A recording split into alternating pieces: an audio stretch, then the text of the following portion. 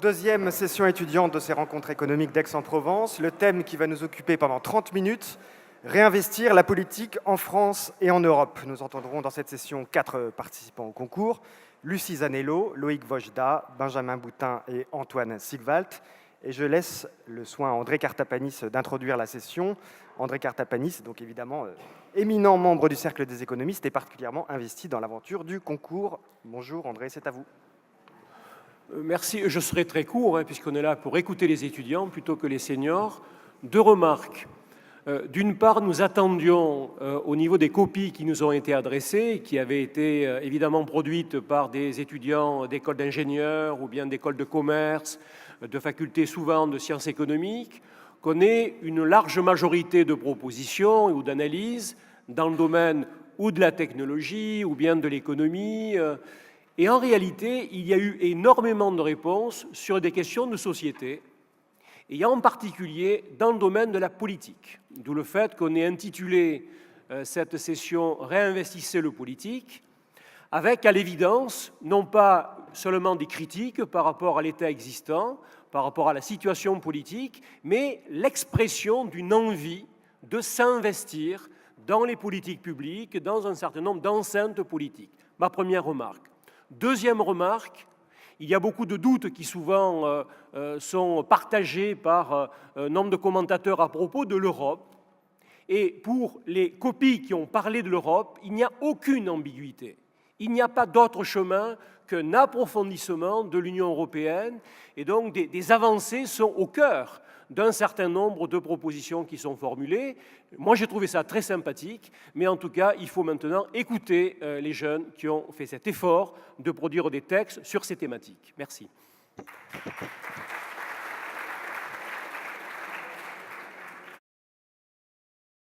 C'est André, il est temps de donner effectivement la parole aux étudiants. Je commence donc avec ma voisine, Lucie Zanello. Vous pouvez nous donner déjà quelques éléments sur votre parcours et puis nous parler de votre contribution. Alors pour ce qui est de mon parcours, je viens de l'école normale. J'ai terminé ma scolarité cette année. Je suis une littéraire puisque j'ai d'abord fait une hypocagne, une cagne avant d'intégrer cette école. Et ensuite, j'ai décidé de m'investir dans la fonction publique et je travaillerai l'année prochaine au Sénat. Merci. Alors vous avez évidemment joué sur le double sens, donc investir et s'investir, donc sur la formulation. Donc parlez-nous de votre contribution. Très bien. Alors, étant donné que le sujet est réinvestir le politique, en bonne littéraire, moi j'ai envie d'interroger ce sujet et peut-être d'essayer de le déconstruire. Parce que réinvestir le politique, ça veut dire qu'on l'aurait désinvesti avant. Et je pense que même si ce constat est souvent présenté comme si c'était une évidence, parce que nous, la génération Y, on serait individualiste, on serait scotché à nos smartphones et on aurait désinvesti les lieux politiques, je pense qu'en réalité, il faut se questionner, il faut vraiment interroger ce constat. Est-ce que réellement les jeunes ont désinvesti le politique ou est-ce que plutôt ils s'engagent dans des formes nouvelles qui ne sont pas celles du parti, qui ne sont pas celles du tractage sur les marchés le dimanche matin? Moi, je suis plutôt convaincue qu'on a des nouveaux lieux de mobilisation qui ne sont peut-être pas strictement comparables aux anciens, mais qui portent des choses nouvelles. Alors pour vous donner quelques exemples peut-être un petit peu plus concrets, je pense par exemple au crowdfunding, dont quelqu'un a déjà parlé avant. C'est vrai que là, par exemple, on va donner des fonds à un projet auquel on croit et pourtant qui n'a pas nécessairement d'influence directe sur notre bien-être personnel. La vie associative aussi, elle est très présente dans les milieux étudiants, ou même à un niveau encore plus micro, par exemple, on parle souvent des grandes questions d'environnement. Il y a beaucoup de jeunes qui sont végétariens. Après, on peut partager ou pas leur engagement, mais à mon sens, il s'agit aussi d'engagement politique. Il s'agit aussi de dire, voilà, moi, je ne suis pas d'accord avec la manière dont ça se passe dans l'industrie agroalimentaire. Donc, je trouve que plutôt que de parler d'un réinvestissement nécessaire du politique, comme pour dire, vous n'y êtes plus, il faut y revenir, il faudrait plutôt se demander comment investir le politique dans des formes nouvelles qui correspondent davantage au monde dans lequel on est, parce que, pour en avoir aussi discuté avec de nombreux étudiants, je crois qu'on est tous convaincus qu'en ce moment, on vit une période de transition, une période charnière, que nos modèles économiques et sociaux sont vraiment en train de se transformer et que nous, on vit ces transformations et les subit. Comme ça a été dit, le chômage, ça touche quand même avant tout les jeunes.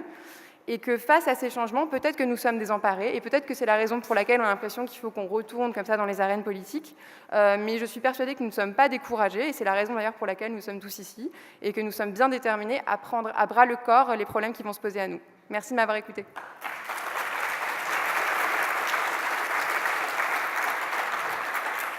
Merci Lucie.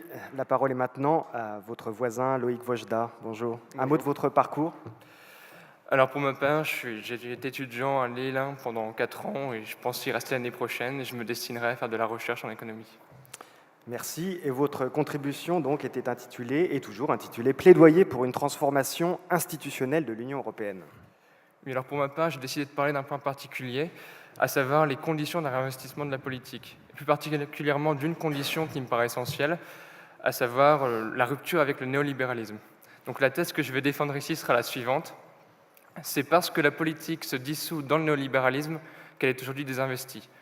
Par conséquent, il est nécessaire de libérer la politique de l'emprise néolibérale pour la réinvestir. Donc mon intervention va vraiment essayer d'expliquer pourquoi, à mon avis, la politique se dissout dans le néolibéralisme, et j'ai pour ce faire mobilisé 3 arguments. Alors premièrement, le néolibéralisme repose sur un savoir prétendu certain, reposant sur la connaissance des lois du marché.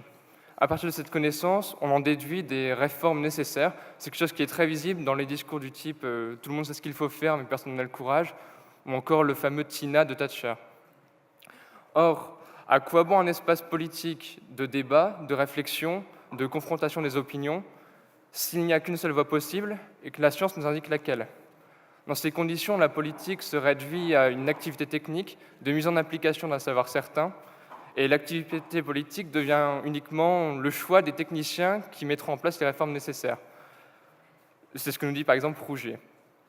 Donc on voit bien que la politique en tant que confrontation des opinions raisonnées des citoyens n'existe plus dans un tel contexte. Deuxièmement, le néolibéralisme appelle à la construction d'un sujet néolibéral adapté au bon fonctionnement du marché. Tout comme Hannah Arendt expliquait que le nazisme n'aurait pu fonctionner sans une myriade de Eichmann, le marché ne peut pas fonctionner sans un certain type de sujet. Donc c'est ce qui fait dire à Dard de Laval que le néolibéralisme est une norme de vie qui définit un rapport à soi en tant qu'entrepreneur de soi, donc c'est-à-dire un sujet dont l'objectif est de maximiser son capital, qu'il soit économique, social ou humain, un rapport à autrui en tant que concurrent, un rapport au monde stoïcien. Or, un tel sujet néolibéral ne me paraît pas compatible avec le bon fonctionnement de la politique, tout simplement parce qu'il est préoccupé uniquement par son intérêt personnel, donc on arriverait, justifiant la crainte de Hannah Arendt, à un espace politique où chacun porterait sur l'espace public son intérêt personnel. Alors que pour Hannah Arendt, la politique, c'est avant tout donner son opinion sur la manière de mener les affaires publiques. Et troisièmement, à mon avis, le néolibéralisme dissout la politique, car il engendre un transfert de pouvoir de la sphère politique vers la sphère économique, à travers des transformations institutionnelles. D'une part, le libre-échange place les firmes multinationales en position de force vis-à-vis des États, et c'est une tendance qui va se renforcer avec si le traité transatlantique est mis en place. Et le libre-échange entraîne une interdépendance entre les politiques nationales qui crée véritablement une contrainte qui restreint l'espace des possibles des politiques nationales, c'est ce que nous dit Keynes par exemple. Et d'autre part, l'obligation pour les États de se financer sur les marchés financiers place l'État sous la contrainte de la finance. Et donc c'est ce qui engendre le passage à un nouveau régime de politique économique que Lordon caractérise de régime de crédibilité.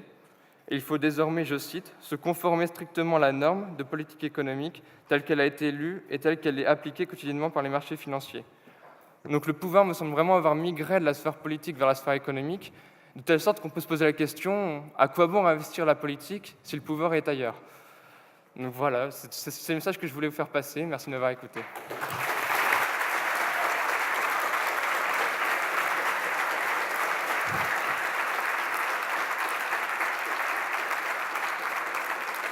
Merci Loïc.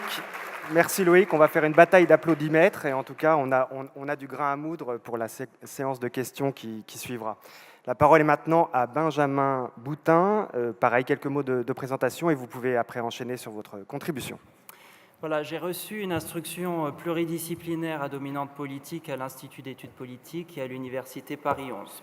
Alors la politique, comme disait Aristide Briand, c'est l'art de concilier le désirable et le possible.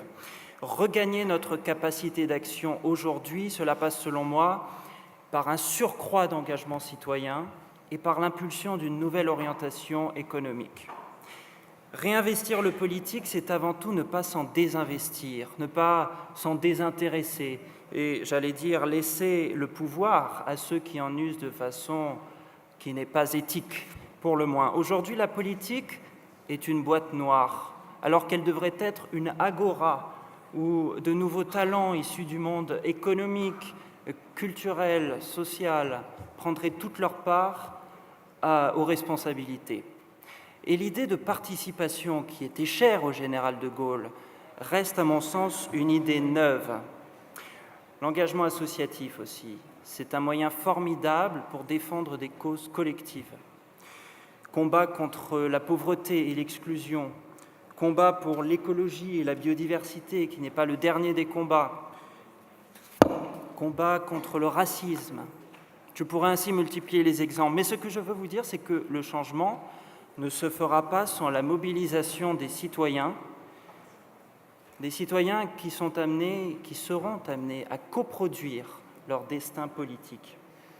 Mon deuxième message ce matin, c'est que dans le contexte actuel, l'immobilisme serait la pire des stratégies. Il en va de la responsabilité du politique de proposer et d'impulser une nouvelle orientation économique.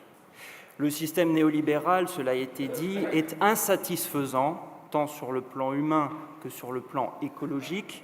Alors il faut imaginer un autre modèle, conciliant prospérité, équité et durabilité. Depuis plusieurs mois, j'ai une conviction. La conviction qu'il faut généraliser le modèle des coopératives qui résiste mieux à la crise et qui répond aux aspirations contemporaines. En effet, ces structures économiques fondées sur des contrats d'association dessinent les contours d'un régime socio-économique plus juste. Le coopératisme, le mot est lâché, est le cadre conceptuel qui nous permet de penser les interactions entre l'économie sociale et solidaire, l'économie du partage et de la fonctionnalité et l'économie circulaire. Je voudrais dire que l'essor de ce modèle ne se fera pas sans investissement prioritaire. Des fonds d'investissement coopératifs doivent se créer. L'épargne, aussi bien l'épargne des ménages que l'épargne salariale, doit être mieux orientée vers cette nouvelle économie et des prêts plus facilement octroyés pour soutenir la création ou la reprise d'activité en coopérative. Et pour donner l'exemple, j'ai proposé au Cercle des économistes de fédérer l'ensemble des projets qui auraient été exprimés à l'occasion de ce concours au sein d'une coopérative d'activité et d'emploi jeunes. En conclusion, la politique doit réinvestir le champ des propositions. Le coopérativisme offre un nouvel horizon de progrès socio-économique pour la République et pour l'Europe. Rien ne se fera sans nous et c'est ensemble que nous pourrons réussir.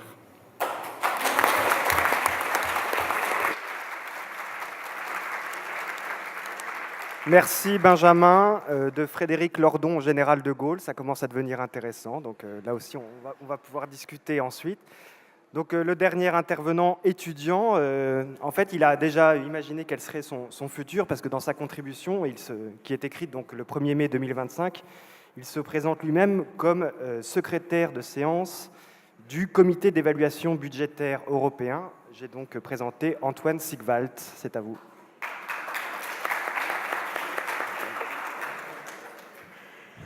Oui, tout à fait. Dans ma contribution, en effet, je me place en 2025.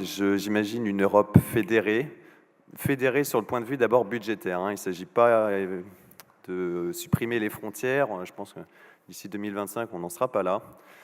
Bien sûr, ça relève de la fiction, mais il faut savoir qu'il y a quasiment un consensus des économistes sur la nécessité de faire des transferts d'argent, enfin des redistributions internes à la zone euro entre ce qu'on appelle les pays du Nord qui profitent d'une industrialisation avancée à forte valeur ajoutée, qui ont par conséquent un excédent commercial important, voire même trop important, comme on a eu le cas de l'Allemagne en 2013, et les pays du Sud qui ne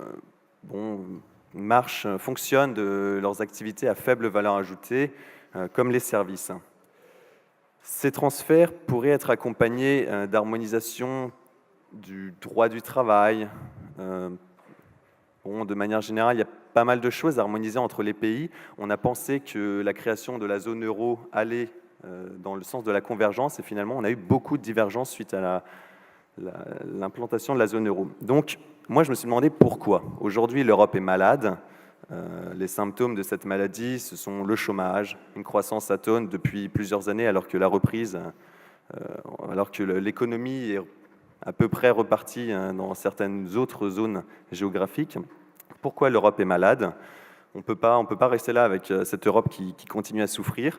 Est-ce qu'il faut plus ou moins d'Europe? C'est la question qu'en fait on s'est un petit peu posée aux élections de mai, et on a vu 25% de la population qui disait qu'il en fallait moins. Ce n'est pas du tout la réponse que donnent les économistes, comme l'a rappelé André Cartapanis au début. Et donc pourquoi on n'arrive pas comme ça à convaincre le politique finalement de mettre en place les réformes qui sont conseillées par les économistes alors qu'il existe ce consensus? La réponse à laquelle je pense, c'est que les enjeux nationaux en politique aujourd'hui sont trop importants. C'est difficile de faire comprendre comment la France va pouvoir bénéficier d'une redistribution vers des pays européens qui aujourd'hui nous semblent surendettés, alors que cette réponse théorique existe. Donc voilà, nous, quand on s'est retrouvés avec les trois autres étudiants ici présents, on s'est posé cette question: quelles pourraient être les modalités d'une Europe qui avance, une Europe où la population serait en fait en accord avec les économistes et le politique tiendrait compte de cet accord, de cette envie de plus d'intégration européenne? La réponse, elle est très difficile. Dans ma fiction, je propose notamment que le politique s'empare d'enjeux qui aujourd'hui sont négligés, mais ça passe par finalement une réflexion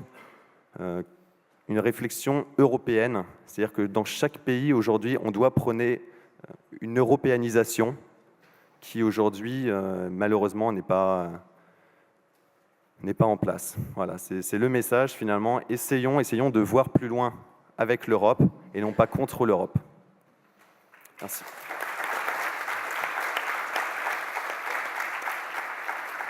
Merci Antoine. Alors avant de lancer la discussion collective, une dernière intervention, celle de notre invité partenaire, Philippe Germa. Vous êtes le directeur général du WWF France. La parole est à vous. Bon, merci, bonjour à tous.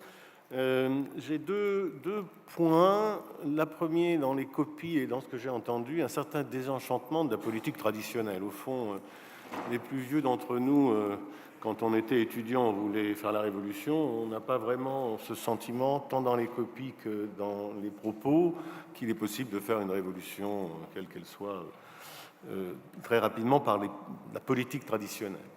Deuxième chose, dans toutes les copies, sauf une, revient très fortement la question du développement durable, de l'écologie, grossièrement de l'avenir et de l'impact que l'homme a sur la nature. Et c'est un sujet éminemment important en termes d'investissement pour demain. Pour tous les jeunes qui sont là, si jamais on ne réduit pas les émissions de gaz à effet de serre, dans 100 ans, Marseille aura le climat du Caire. Le Caire, c'est un très bel endroit. Il y a plus de sable et de pyramides autour que de melons, d'abricots, de pêche, comme autour de la région marseillaise. Cet enjeu du changement climatique, c'est celui des jeunes qui sont là. Les vieux, nous avons plutôt contribué à fabriquer cet accroissement de polluants sur la planète. Bon, c'est maintenant à vous, les jeunes, d'arriver à atténuer et diminuer ça. C'est à mon avis un des axes essentiels de l'investissement de demain, et vous l'aviez bien dit dans vos copies. Je voudrais juste dire un mot là-dessus, parce que pour réduire les gaz à effet de serre, c'est un échelon politique planétaire indispensable. Donc c'est la politique qui y arrivera, c'est les chefs d'État et de gouvernement. On n'y arrivera pas comme ça. Et les forces économiques jouent un rôle important. Il faut que vous sachiez qu'aujourd'hui, l'industrie du pétrole, du gaz, du charbon, investit 1 000 milliards par an pour trouver de nouvelles sources d'énergie fossile. Quand on est en train de parler, pour atténuer et réduire les gaz à effet de serre, d'un fonds de 100 milliards par an. Donc 1 000 milliards pour ceux qui émettent du gaz à effet de serre, 100 milliards pour atténuer cet effet sur nos civilisations. Et ces 100 milliards, on n'en a pas trouvé, puisque M. Fabius va essayer de les trouver d'ici 2015 à Paris. Ces 100 milliards, on en a trouvé 15 pour l'instant, et ça fait 10 ans que les politiques discutent sur ce fonds. Donc pour vous, les jeunes, je pense que vous avez un certain nombre d'enjeux devant vous, et ceux qui sont liés à l'impact, l'empreinte écologique des hommes et de nos civilisations sur la nature est capital. Et vous l'avez souligné. Pour terminer, dans vos copies, j'ai vu deux auteurs qui, pour nous, écologistes, sont assez importants. Rifkin, parce qu'effectivement, c'est quelqu'un qui n'est pas vraiment un économiste, qui n'est pas vraiment un sociologue, et qui nous dit qu'il y a une civilisation potentielle, nouvelle, qui est au croisement entre l'informatique et l'énergie, et avec une réduction très forte de la consommation, donc de la production d'énergie.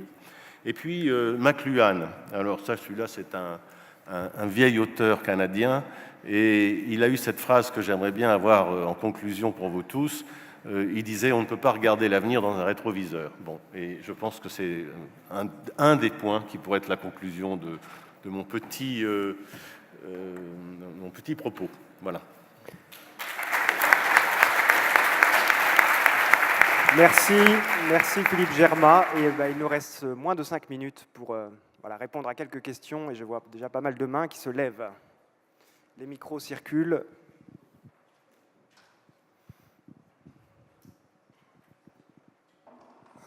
Bonjour. Bonjour. Ah, vous êtes deux. Allez, honneur la demoiselle. Ça sera à vous après. Merci, désolée. Aurélie Vallas, donc doctorante Sergam et Caisse d'épargne Côte d'Azur. Alors j'aurais une question à vous tous en fait, parce que je remarque que vous posez donc des problématiques qui reviennent souvent, et vous citez de nombreux acteurs, donc les politiques, les jeunes, les marchés, les entreprises. Mais finalement, il y en a un qui n'apparaît jamais, c'est le dirigeant. Et c'est pour ça que ça m'étonne un petit peu. Est-ce qu'on a perdu un petit peu foi dans le rôle du dirigeant? N'est-ce pas lui qui, au final, aurait aujourd'hui également une lourde responsabilité, mais également tout le potentiel, de par sa position, de jouer une sorte d'équilibrisme entre les enjeux long terme et les enjeux court terme, entre la nécessité d'investir dans le capital humain, mais également de rémunérer le capital financier, mais également de permettre en fait une certaine innovation interne dans l'entreprise, car aujourd'hui on entend souvent que pour innover finalement dans des entreprises très figées, c'est très compliqué pour les employés, notamment pour nous les jeunes. Merci. Donc la figure du dirigeant comme étant capable de porter donc les enjeux notamment de long terme. Bon, on a quand même cité le général de Gaulle, c'est pas rien. Je sais pas, Lucie, vous avez quelque chose à dire là-dessus? Moi, je me méfie en fait beaucoup de cette figure du dirigeant unique, de cette espèce d'homme providentiel qui va arriver, sur qui on doit compter pour mettre les choses en place. Bien sûr qu'il faut des dirigeants, déjà au pluriel, et bien sûr qu'il faut qu'ils suivent leurs convictions, qu'ils nous les présentent, et qu'après il y a une démarche de choix citoyen. Mais je pense que là, la question qu'on essaie de poser, c'est plutôt quel est notre rôle à nous, les jeunes, et même si on a peut-être tous envie d'être dirigeants, c'est pas forcément pour demain. Donc il y a d'autres peut-être voies à explorer pour nous aussi participer sans remettre à une figure dans un monde qui est quand même très polycentriste et où les centres de décision sont multiples. Voilà, c'est ma réponse. Voilà, une autre question, c'est à vous, là-haut. Bonjour, Pierre de l'Université de Montpellier. Moi, je voulais revenir sur ce qu'avait dit Lucie et lui dire que j'étais totalement d'accord avec elle. Aujourd'hui, on a beaucoup de préjugés sur notre génération. On essaie de nous mettre dans une case comme quoi on ne s'intéresserait plus à la politique, on ne s'investisserait plus dans rien. Alors que les formes d'engagement sont vraiment plurales. Et aujourd'hui, la jeunesse d'aujourd'hui, elle a vraiment un engagement qui est très divers et qui est peut-être même plus important que celui d'avant. Et que justement, par rapport à tout ce que les autres avaient dit, est-ce qu'aujourd'hui, le politique, est-ce que c'est vraiment la forme d'investissement d'avenir? Est-ce qu'il n'y a pas une autre forme d'investissement à aller voir? pour un peu évoluer dans une autre forme de société aussi, et que les jeunes ont vraiment leur place dans tout ça. Voilà. Alors, comme il n'y a pas vraiment de questions, je vous propose qu'on enchaîne directement avec une autre question, et ça sera la dernière, puisqu'on a déjà passé l'heure limite. Alors, Samuel Ligonière, Nescachan. En fait, moi, quand je vous entends parler, on parle de la représentativité des jeunes, on parle d'un parlement des jeunes, mais au final, quand on voit déjà, nous, les 100 jeunes, on est quand même politisés, on est en grande école ou en faculté. Est-ce qu'on est déjà, nous, représentatifs des jeunes? Il y a 150 000 jeunes qui sortent chaque année sans rien, sans diplôme, sans formation. Il y a 20% de notre tranche d'âge qui n'a pas d'emploi, pas de formation. Donc, au final, moi, c'est bien beau. Enfin, c'est très intéressant de parler du crowdfunding, de parler de pas mal de choses de l'association. Mais au final, les jeunes, pour s'intéresser à la politique, pour s'investir vraiment dans l'avenir, ils ont besoin déjà d'avoir un emploi. Et est-ce qu'au-delà de toutes les propositions, la première réforme, la vraie réforme qu'il faudrait, ce serait de leur proposer un emploi, ce serait de véritablement les aider? Allez, je propose que ce soit André Cartapanis qui réponde à cette question, et ça sera en même temps sa conclusion à cette deuxième session étudiante. Non, c'est les jeunes qui parlent. Là, Non, tu ne te défausseras pas, André. Bon, allez, Antoine, une réponse? Oui, enfin, c'est tout à fait exact. Hein. Il est certain qu'avec un... Enfin, il n'y a même pas de question. Hein. Je suis tout à fait d'accord. C'est beaucoup plus facile de s'investir quand on est concrètement déjà dans le métier, quand on a une activité. Cependant, le travail... Enfin, voilà. Et ensuite, il faut créer du travail. On en revient toujours. C'est un cercle vicieux qui se met en place. Hein, tant qu'on n'a pas les instances politiques qui vont permettre de se remettre au boulot. Hein. On n'arrivera pas derrière, si on ne crée pas les boulots, on ne crée pas le politique. Si on ne crée pas le politique, on ne crée pas les boulots. Et c'est un cercle vicieux. Donc aujourd'hui, moi, je pense que pour sortir de la crise, bon, il y a plein de politiques qui sont mises en place actuellement. On ne sait pas ce que ça va donner. On a bon espoir quand même. Si on arrive à prévoir, à anticiper les prochaines crises, voilà, si on évite la crise de la zone euro, peut-être en investissant davantage l'Europe, hein, je reste sur mon sujet, on n'aura plus cette question. Allez, Benjamin, un mot peut-être complémentaire, très vite.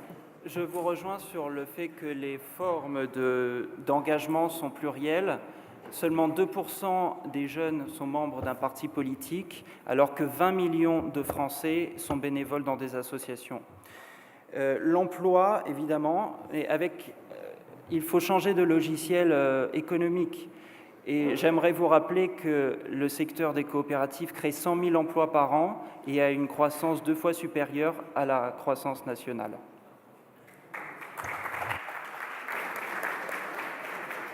Allez, et moi, modestement, je propose le vote obligatoire et qu'il soit possible à partir de 16 ans. Allez, André Cartapanis, le mot de la fin. La session est terminée. On passe à la session suivante pour respecter les horaires.